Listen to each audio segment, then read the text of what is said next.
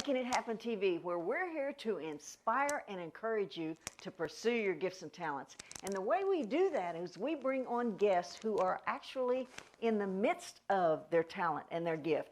And you know, we said the other day when we interviewed Brant Fricker, and you guys missed something terrific if you were not listening or if you weren't part of the audience. But that gift like he had, we're taking people that are musicians, singers, songwriters, comedians, authors, you name it, bringing them on the set and letting them tell us their story, how they began.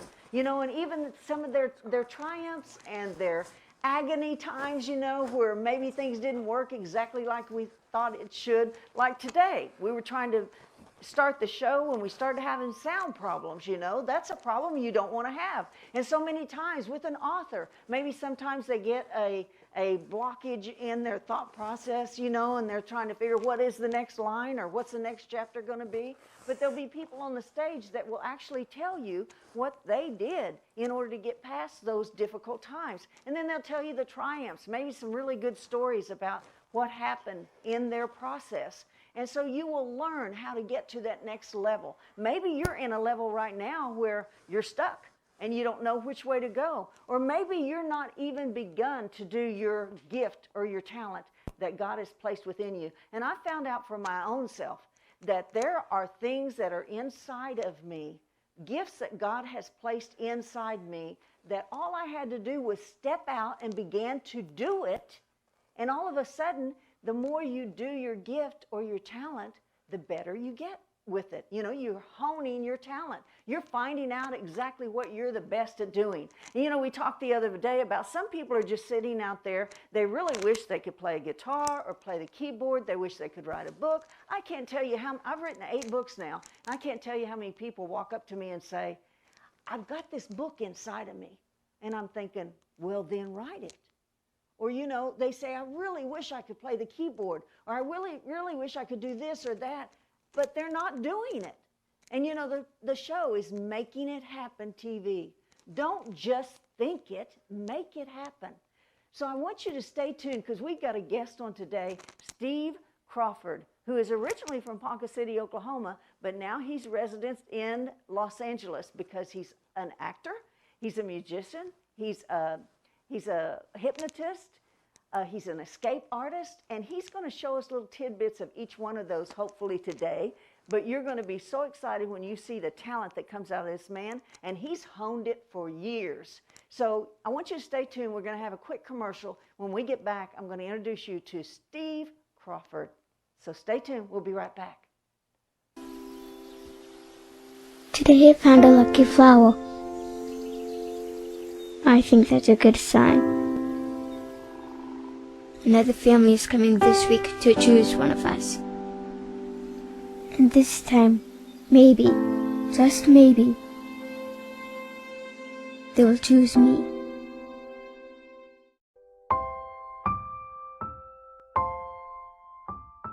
As a CASA volunteer, I'm a link. A key link in providing information to the court that will assist them in making informed decisions about the case. I'm just one person, but my being there means a lot to that child, and it means even more to me. Every person has the power to make a difference. Give a child the gift of hope by becoming a CASA volunteer. Welcome back to Making It Happen TV. Okay, promised you that we'll bring Steve Crawford onto the show, so let me introduce you to Steve Crawford. Come on in. Hello, everybody. Hi. Hello, it's dear. so nice to meet you. Nice to meet you in person. I saw a lot of the things that you have done over the years. Very impressed. And Well, I am so honored that you're here on our show. Today is no exception. In fact, we're going to be doing some of the greatest miracles ever known by man, many as they were done thousands of years ago. Maybe you heard of this one. It's called Walking on Water. Thank you.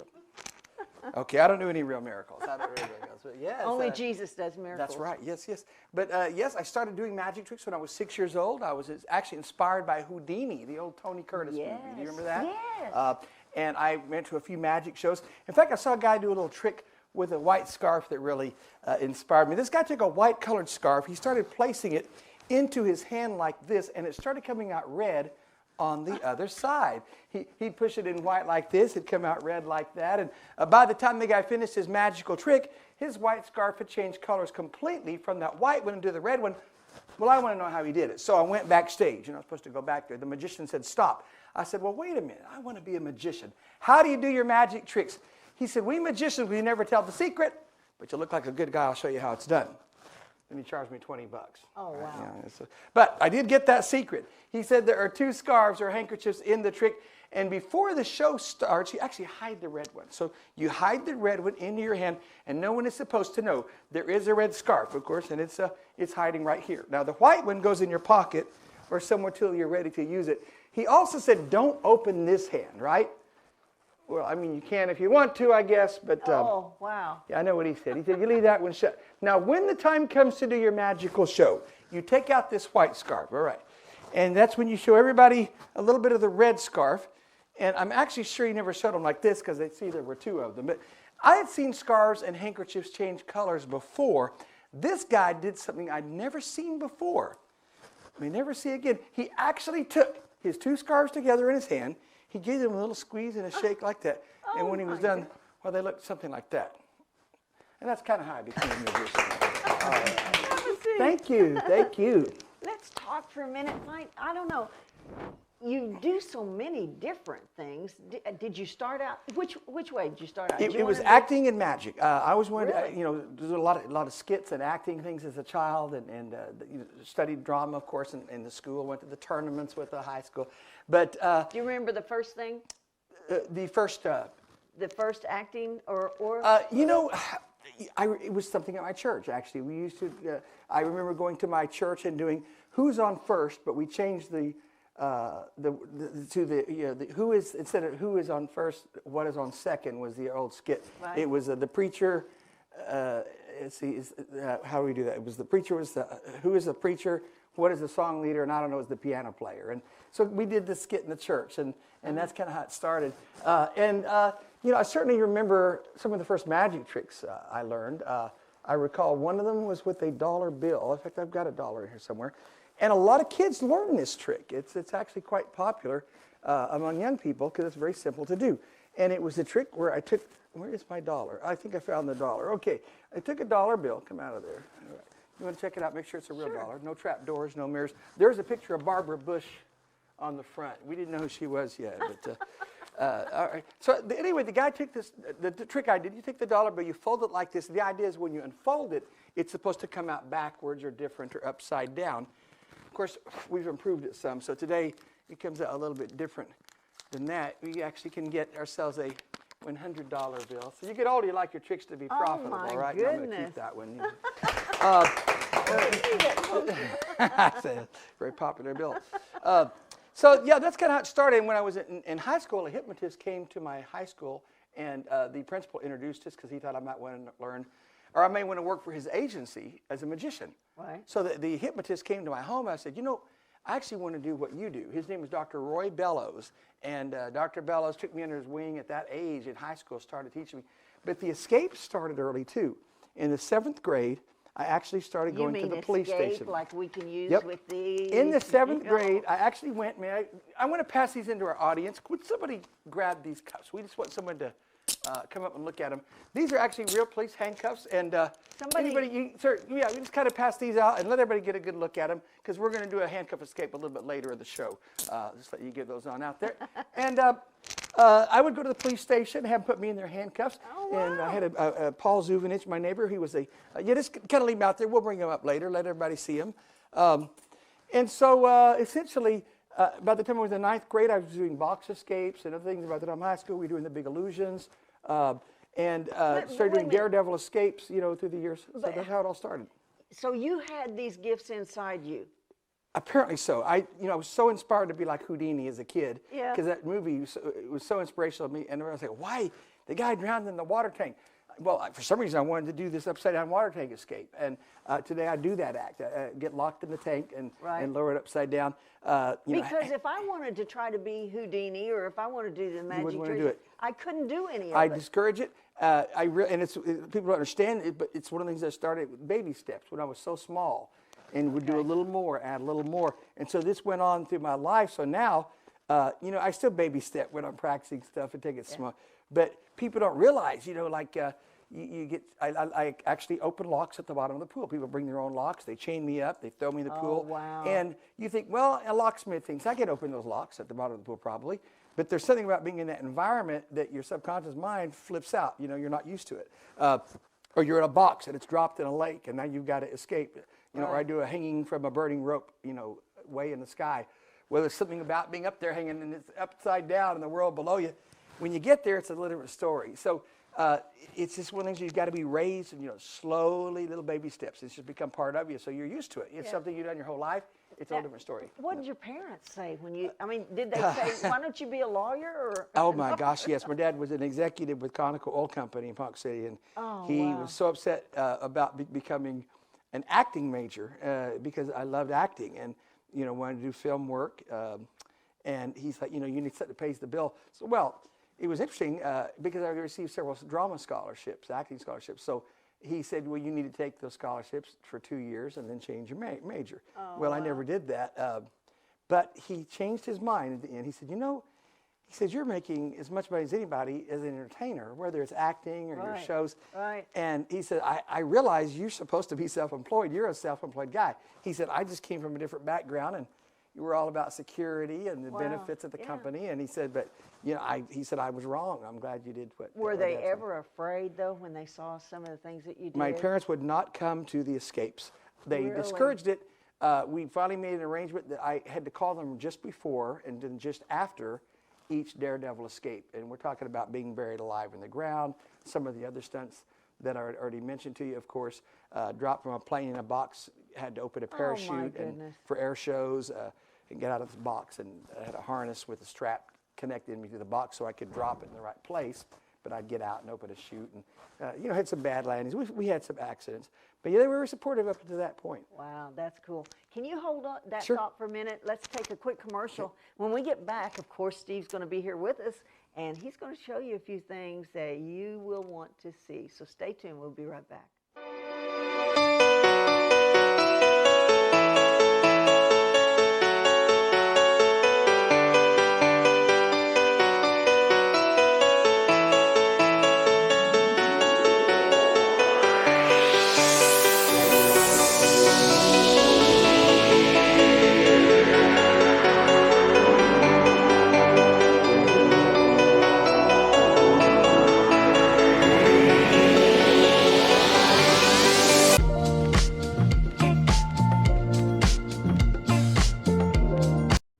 This week on my channel, Chapter 2, My Retired Life, we made mini frittatas. They're great for bridal showers, baby showers, or even if you just want to heat them up the next day and take to work. I hope you tune in. A patch? A pass. Like where I walked to you before the show and I went, hi. Oh, okay. No, that's making a pass. Sorry, that's a different kind of, a pass. We're talking about a magic pass. You do this, see. Okay. Now we have an egg, and the scarf is in my pocket. All right, it's a simple trick. Let me show you how it's done. This is a trick egg. It's actually a plastic egg laid by a very sick bird, and there is a hole cut in the back of the egg. It's kind of a letdown when you see how they work. Now, you'll also need 2 scarves or handkerchiefs to do the trick. I'm going to go through this very slowly, show you exactly how it's done. First thing, you hide the egg in your hand. No one is supposed to know there is a red scarf and it's hiding right there. You walk out in a natural way. This look natural? Whatever looks natural to you. All right, you put the scarf or handkerchief into your hand like this. There we go. That's when you make the magic pass. You show the egg and you tell everyone that the scarf or handkerchief has jumped into your pocket. Now, there are a couple of quick rules I got to mention on this trick. Number 1, do not let anybody see the back side of the egg. And make certain the handkerchief or scarf in your pocket is the same color as the one that's in the egg. I mean, if it doesn't match, you're not going to feel it very well. But what do you do if they see the back of the egg? Now, you can't tell them it's a handkerchief, so here's what you do. You can tell them you cut your finger, or you were painting it for Easter. Chicken banged his head trying to get out. Well, I don't like to lie. Here's what I do. Make a real magic pass and just kind of peel the hole like this off of the egg. It's like that, right? And that is when you crack the egg so everybody can see it's a real egg. That's what I like to do. Wow. All right. Wow. But I am allergic to health foods. But I do love carrots. In fact, we're going to do a demonstration with a carrot right now, and I need to volunteer from the audience. Is there someone in the audience, our students would like to come up on the stage today? Okay, let's coerce somebody. Make her do it. Yeah, all right. Y'all give her a hand. Get her up here. Come on. Hello, my dear. Come right back here. We want to know who you are. What is your name? Deborah Woodard? Deborah Woodard. Deborah, can I call you Deborah? Yes. Leave me your number. I'll call you. She said I could call her later. Speaking of, have you ever seen one of these before? No. A fun date, as you can see. Actually, you know what? I know what you're thinking. We're really just here to prove a point that as dangerous as it looks, it won't even harm one of those carrots. Would you grab a carrot and bring the carrot over here? I'd actually like to get you down on your knees right here because you're going to get a good close-up view of this. And just place the carrot in the hole right there. I think we lost the carrot. It is possible that the blade is in the wrong direction. So let's flip this thing around and do it again. Just put the carrot right inside. There you go. And we're going to chop it one more. Okay. It is possible the object isn't strong enough. Could that be it? We need something with more. Why don't we practice on her wrist once, then we'll work our way up. You guys getting pictures of this, right? All right, put your hand right there and relax. I'm going to count to 3, then we're going to chop her arm off. 1, 2, 3, and whoa, whoa, whoa. Wait a minute. Where are you going? It's all right. It's okay. Hey, I wouldn't put my arm in one of these things. Let me show her there's a couple of things, nothing here to be worried about. We got a simple board there, nothing there going to get you here. Let's look right there. Can you see that? Yes. Look right there, and that one goes right there, and this one goes right there, and we're fixing to have some fun now, right? Woo! All right. How you doing down there? How's your insurance, Deborah? Now, when you get nervous, the first thing that goes is the brain. And when you came up here, you were actually supposed to watch something. Do you recall what it was? How about the carrot? We have another carrot. And would somebody, Robert, might help her. Would you please grab that carrot and bring the carrot and place it right under her head? We've got another hole down there. The carrot is the tester. If the carrot doesn't chop, we know everything's okay. If it does, you'll be the first to know. All right. We're going to do it on 3. 1, 2. Wait. One more thing. Yes, Robert, good idea. You know, I think she knows where this trick is heading, don't you? Woo, just like that. Yeah. Okay. We're going to do it. Oh, any last words? I wouldn't say thanks quite yet. Let's find out. All right. And everybody remember, watch that carrot. 1, 2, 3, and oh my gosh, I think we lost the carrot. Oh, oh. She's alive. Yes. Good job. I would say you may not want to eat or drink anything for the next 24 hours. You'll be wasting your money. But that does take a lot of courage. Everybody, that's here for. Yes, thank you for helping. yes. I'd also like to ask, I know we've got some, somebody put the handcuffs up here for us pretty quick. Do we need a commercial before the handcuffs? Are we ready to go into the handcuffs? No, we probably should take I got so involved in Sure, what sure. you were doing. Absolutely. All right, we'll do the handcuffs right out of this commercial then, right? You know, that's my adopted daughter over there, so I was. Oh, is that right? I would have to have a lot of explaining to do. No, thank you. Thank you for what you did, and we're going to come right back after a quick commercial, so y'all stay tuned. He's got something else up his sleeve. We're gonna pull that tooth whether you like it or not. For a feather called reasoning bait, you are the most unreasonable bird I've ever seen. Open your mouth. If you bite my fingers, I'll put you out of the gun butt. Wait a minute. Hold him, boys. Okay. Let her go.